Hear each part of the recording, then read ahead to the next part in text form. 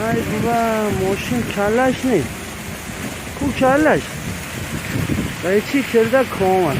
خود کله ماشین کجا؟ کو کلش هنو کرده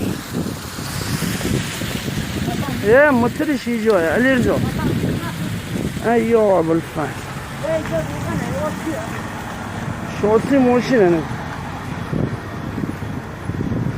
اون بسوزه متر ماشین ایجای حالا اوه کو یا ابوالفضل یا ابوالفضل سواریه داستان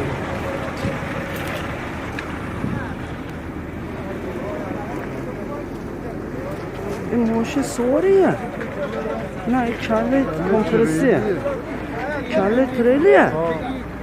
تریلی اوجا این کلش ایجا بلند نشو دای بلند نشو خدا لعنت کنه 115 چه آماده نیم چی زده بیشش یا خدا دهچرخ کو دهچرخ این خورده بو یا اون خورده بی این خورده اون رای بسته ای بابا خدا خیرت نده خدا خیر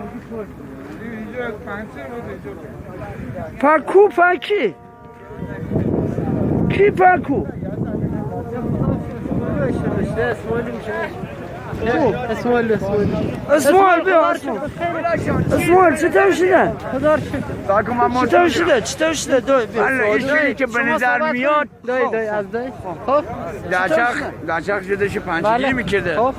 بعد پلیس رو مثل کرد نیومد نگاهتون به من باشه آیه خب ماشین دچخ جا پنجگیری میکرده مثل که ترلی خام راتگیری میگن از تش تاش یعنی چی؟ خورده تاش اوه خورده بلوش